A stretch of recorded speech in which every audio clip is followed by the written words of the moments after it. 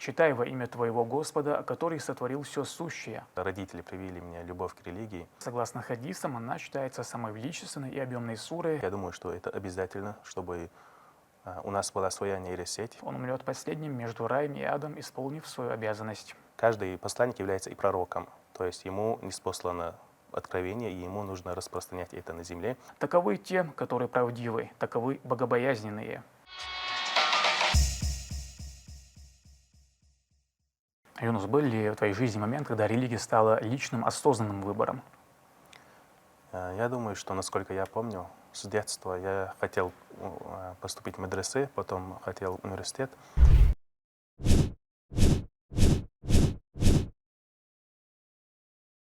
Но я, когда повзрослел, я думал, что изначально это мое желание, что я с рождения хотел этого, но я думаю, что я знаю сейчас, что это родители привили мне любовь к религии, поэтому с детства, насколько я себя помню, я всегда хотел отучиться в исламском университете. Ты основал IT-школу программирования. Вообще существует стереотип, что религиозность и мир высоких технологий — это сферы конфликтующие. Что ты думаешь про это? Сейчас есть такой у нас миф среди нас есть, распространяется из-за пропаганды, понятное дело. И мы и сами начали верить этому, потому что везде, с каждого утюга слышим, что как будто бы религия и наука противоречат друг другу.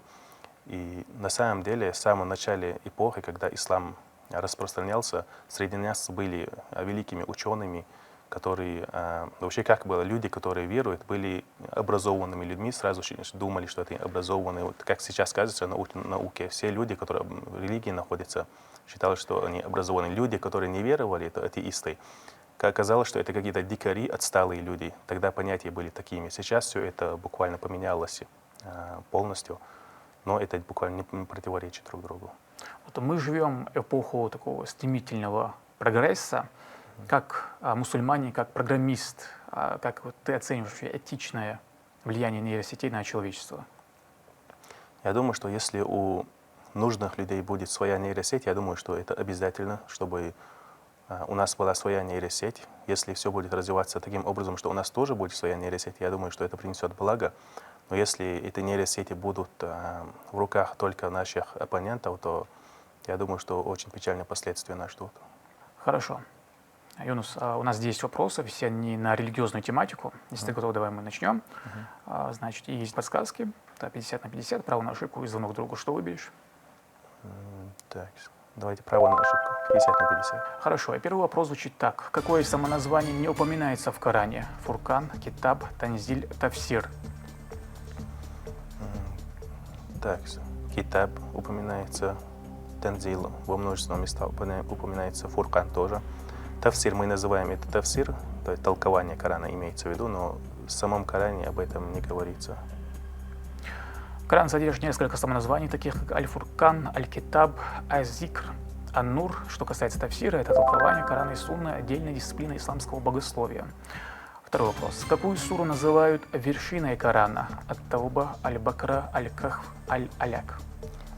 От пророка, саллаллаху алейхи ва саллям, пришел хадис от Тирмизи, что у каждого есть вершина, а вершина Корана — это у нас Аль-Бакара. Вершиной благородного Корана является сура Аль-Бакра. Абсолютно верный ответ. Согласно хадисам, она считается самой величественной и объемной сурой, содержащей в себе основы шариата, нормы социальной жизни и величайший из аятов аят Аль-Курси.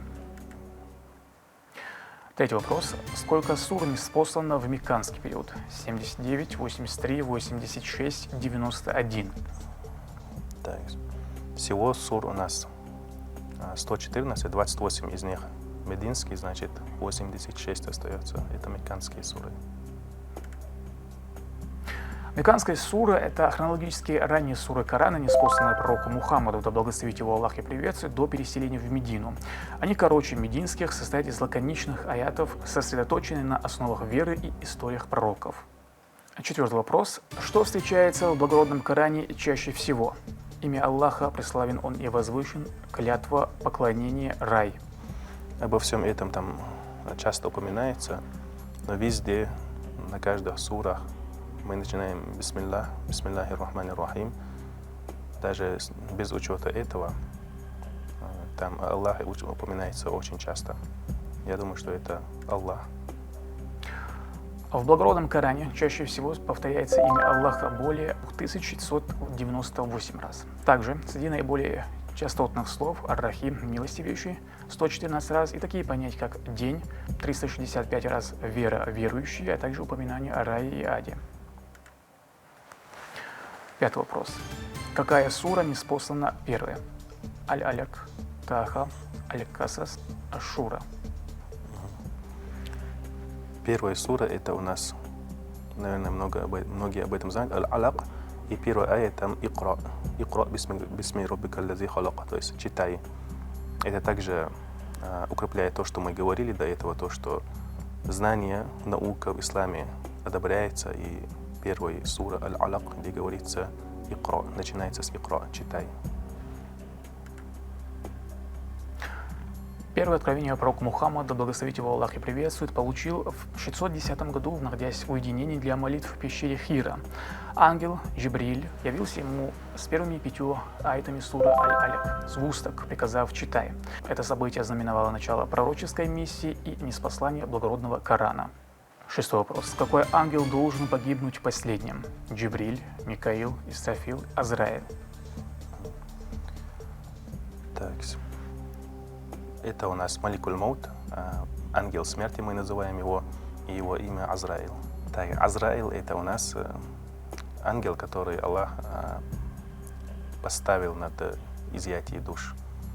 Последним ангелом, который умрет перед концом света, станет ангел смерти Азраил. После того, как все творения, включая других ангелов, погибнут, Аллах прикажет Азраилу вкусить смерть. Он умрет последним между раем и адом, исполнив свою обязанность. Седьмой вопрос. Кто является первым посланником Творца? Адам, мир ему; Нух, мир ему; Дауд, мир ему; Сулейман, мир ему. Интересный факт в том, что Адам на чеченском языке означает «это человек», а первый пророк, который был ниспослан, это у нас Адам. Но нужно уточнить, что посланник и пророк, тут есть различие. Пророк — это тот, кому было послание от Аллаха, но ему не сказали распространять это на земле. Адам у нас первый пророк. Нух, алейхиссалам, это у нас первый посланник. Каждый посланник является и пророком, то есть ему ниспослано откровение, и ему нужно распространять это на земле. Мы знаем историю Нуха, что он строил ковчег, призывал всех к религии, ислам. И получается, что ответ это у нас Нух, алейхиссалам. Нух в исламе почитается как первый из великих посланников, отправленный Аллахом к людям для борьбы с идолопоклонством. Он был призван вернуть человеческое единобожие после того, как люди отступили от веры Аллаха. Нух проповедовал около 950 лет, но большинство отвергло его, что привело к великому потопу. Юнус, расскажи, пожалуйста, какой-нибудь момент, который удивил тебя больше всего вообще при изучении религии. Самое то, что не то чтобы удивило, а то, что стало для меня таким, то есть мне стало спокойно на душе. Я стал более усердно изучать религию, и, можно сказать, даже удивило. В некоторых моментах мы думаем, что ислам может противоречить науке, логике, и нужно принимать все это. Просто нужно верить вот так. Там есть моменты, где вообще все в исламе логично, все можно обосновать. Есть моменты, о которых мы просто не знаем. В Коране утверждается, что 80% все доказано наукой. Остальные 20% не опровергнуто. Просто мы не знаем на него ответ. И логично полагать, что остальные 20% тоже будет правильно. И когда я поступил в исламский университет, и там есть направление акида, мантик, и все там логично объясняется, когда ты вступаешь в диспут с атеистом, к примеру, ты можешь без доводов из Корана логично опровергнуть все, что он думает. То есть религия очень логична, и очень это такое сильное оружие в наших руках против неверующих. И прекрасно, я бы сказал, дополнил бы этот ответ. Давай перейдем к следующему вопросу. 8-й вопрос. Нисаб – это ученый уровня иджтихада, комплекс вероубеждений, высокая степень веры, достаток, с которого необходимо выплачивать закят. Нисаб — это у нас на арабский переводится как мера, это определенная мера, и ученые уровня иджтихад не подходит у нас. Высокая степень веры. Чтобы запутать, это хороший вариант. Комплекс вероубеждений нет. Это достаток, с которого необходимо выплачивать закат. Нисаб – это минимальный достаток или имущество, с которого необходимо выплачивать закят. Абсолютно верный ответ. 9 вопрос. Отпечаток стоп какого пророка сохранился рядом с Каабой? Адама мир ему, Сулеймана мир ему, Ибрахима мир ему, Дауда мир ему. Ну, общеизвестно, что когда мы идем на умру либо на хадж, всегда говорится о том, что эти отпечатки стоп Ибрахима, алейхиссалам. Недалеко от Каабы сохранился отпечаток ступней пророка Ибрахима. Следы остались на камне, который служил ему подставкой при строительстве верхней части стен Каабы, когда они стали слишком высокими. 10-й финальный вопрос звучит так. Как звали одного из особо приближенного сподвижника посланника Мухаммада, да благословит его Аллах и приветствует? Аз-Зубайр ибн Аль-Аввам, Саад ибн Абу Ваккас, Абдуллах ибн Масуд, Аль-Аркам ибн Абу Аль-Аркам. Общеизвестный факт, то, что Абу Бакр ас-Сиддик, радiyallahu анху, был приближенным сахабом для пророка, но его нету варианта, поэтому я воспользуюсь подсказкой 50 на 50. Сказка 50 на 50. И у тебя остается А и Б. Так, Az-Зубайр ибн Аль-Аввам или Саад ибн Абу Ваккас.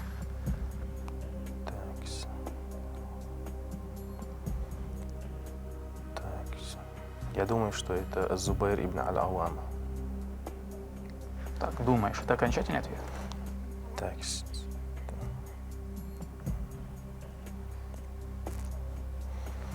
Я помню его имя, часто мы о нем говорили.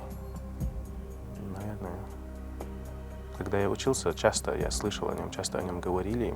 Тогда, возможно, я предполагаю, что это Зубайр ибн Аль-Аввам. Az-Зубайр ибн Аль-Аввам был одним из ближайших сподвижников и одним из 6 советников посланника Творца. Он также входил в число 10 человек, которым еще при жизни был обещан рай. Юнус, ты абсолютный победитель. Я тебя поздравляю. Мне кажется, выиграть в программе, где не просто условно общие вопросы, а именно религиозные, это, мне кажется, вдвойне важно. Да, и большая ответственность я чувствую, тем более, когда я являюсь выпускником. Такие игры именно с такими вопросами очень полезные, особенно для наших зрителей будет. Особенно хочу отметить то, что самое главное для нас, чтобы наши дети изучили основы религии хотя бы. Каждый должен знать основы религии и изучать Коран, усердствовать над нем. И Коран их будет путеводителем на всю жизнь, будет помогать даже в других сферах, как мне. Я сейчас работаю в современных технологиях после университета, и Коран до сих пор мне становится путеводителем, помогает мне принимать правильные решения. И за 2 года мне удалось основать крупнейшую IT-компанию в регионе. Ну, в принципе, пожелаю тебе удачи в развитии твоей компании. Деларес, что вообще пришел. Это была хорошая, интересная игра. Да, тобой. Амин. Деларес, массанаху.